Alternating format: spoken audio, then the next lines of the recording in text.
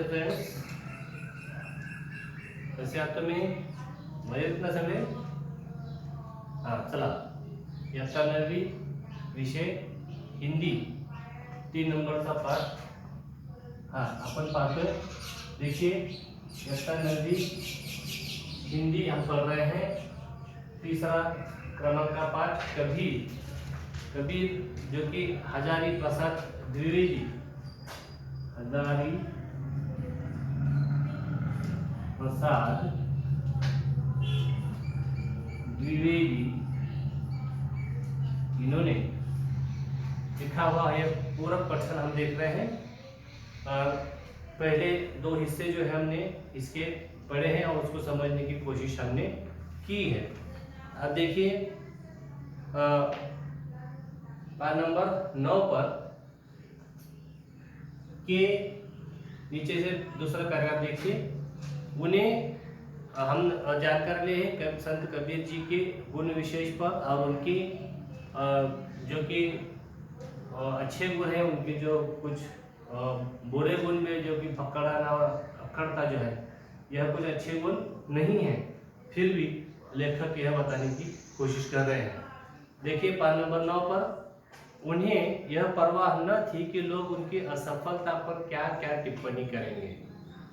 उन्होंने बिना लाग लपेट के, बिना झिझक और संकोच के ऐलान किया, आसमान का आसरा छोड़ प्यारे, उल्टी देख घट अपंजी, तुम आप में आप तहकीक करो, तुम छोड़ो मन की कल्पना जी। तो इन 4 लाइनों का मतलब यह है कि वे लोग कभी संत कबीर जो है, यह लोगों की कभी परवाह नहीं किया करते थे और उन्हें यह भी चिंता नहीं होती थी कि अपनी असफलता पर लोग क्या टिप्पणी करेंगे। तो इसलिए वह बिना झिझक, बिना संकोच अपना काम जो है किया करते थे और अपनी असफलता पर लोग क्या कहेंगे इसकी बिल्कुल परवाह वो नहीं करते थे।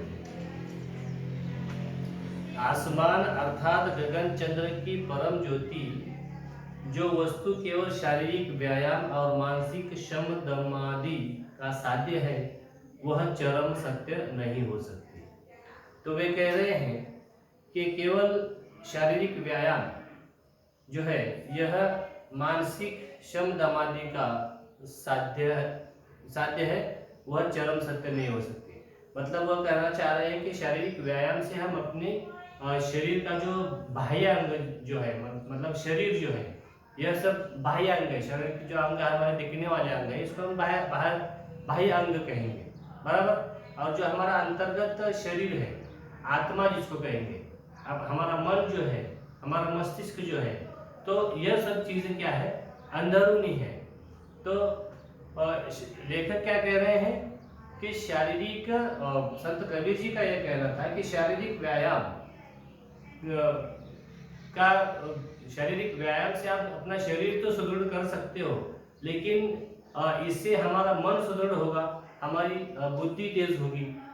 यह हम मतलब यह जो है चरम सत्य नहीं है। और ये हो सकता है कि व्यायाम और शारीरिक व्यायाम के साथ हम अपनी तबीयत को सुधार लें, हम अपने शरीर को अच्छा बना दें, लेकिन इससे मन अच्छा होगा या हमारी बुद्धि तेज होगी, यह नहीं बोल सकते हैं।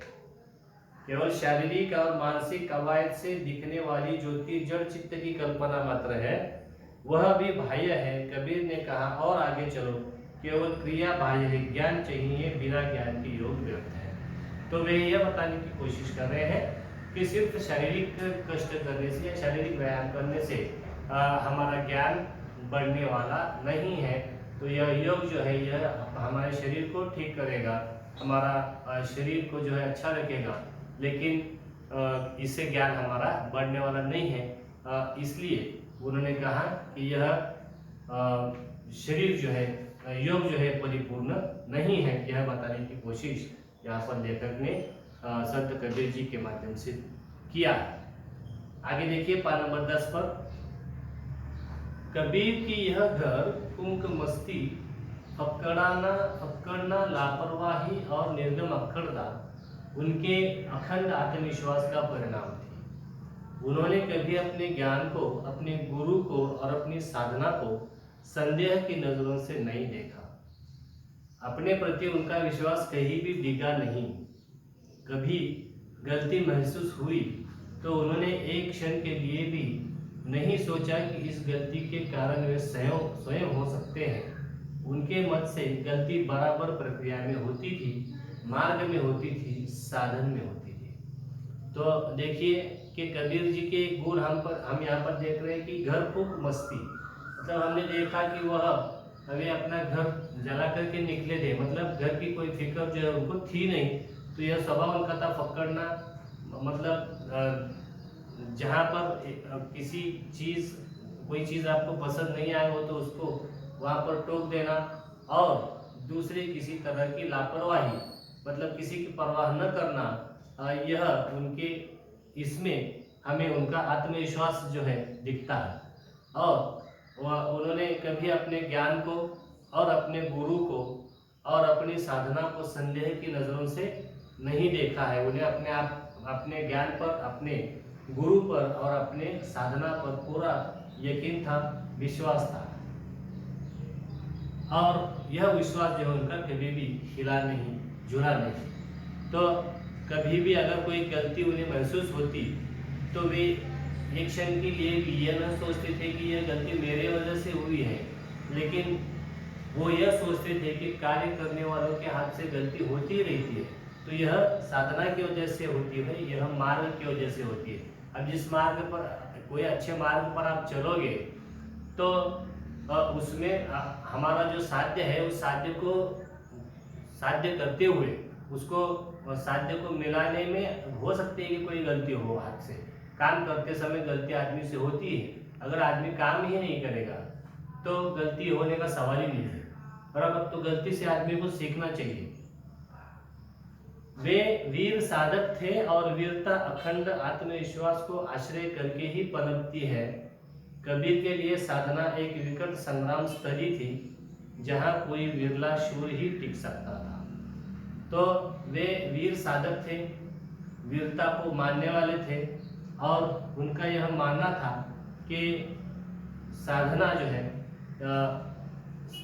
यह मतलब साधना करके ही आदमी क्या कह सकता है कि संग्राम करना उसके लिए जरूरी है। साधना यह संग्राम का स्थल है, क्योंकि कोई भी संघर्ष किए बगैर हमारी साधना जो है साध्य नहीं हो सकती। इसलिए वे कह रहे हैं कि वहाँ पर कोई शूरवीर ही टिक सकता है, मतलब अपने साध्य तक, अपनी साधना तक कोई वीर ही जा सकता है, क्योंकि उसके लिए खूब शूरता की जरूरत होती है। कबीर जिस साई की साधना करते थे वह मुफ्त की बातों से नहीं मिलता था, उस राम से सिर देकर ही सौदा किया जा सकता था। साई सेंट न पाइए बाता मिले न कोय, कबीर सौदा राम सौ सिर बिन कदे न होए। तो यह बताने की कोशिश लेखक कर रहे हैं यहाँ पर कि कबीर जी जिस साई की साधना करते थे, लेखक कह रहे हैं कि वह मुफ्त की बातों से नहीं मिलने वाला था। उन्हें कबीर जी की साधना, साई जी को पाने के लिए वे कहते हैं, लेखक कह रहे हैं कि उन्हें बड़ा कष्ट, बड़ी कठिनाई का सामना करना पड़ने वाला है, क्योंकि ये जो है जिस साई की वह साधना करते थे वह उन्हें मुफ्त में नहीं मिलने वाला। उसके लिए उन्हें काफ़ी परिश्रम, काफ़ी कष्ट करने की ज़रूरत है। तो यह हम देख रहे हैं कि संत कबीर जी के कुछ गुणों पर हम यहाँ पर चर्चा कर रहे हैं। तो स्वाध्याय आपके लिए यह है कि इसमें इस पढ़ाई के दौरान जो भी नए शब्द हैं आपको उसके अर्थ मालूम नहीं है वह लिखिए, और उसके अर्थ जानने की इंटरनेट से कोशिश कीजिए, या फिर उसका फोटो निकालकर अपने व्हाट्सएप ग्रुप पर भेज दीजिए, ताकि हम उसके अर्थ जो है उन शब्दों के आपको बता सकें। तो रुकते हैं यहाँ पर, हम आखिरी हिस्सा जो है कल के वीडियो में देखेंगे। धन्यवाद।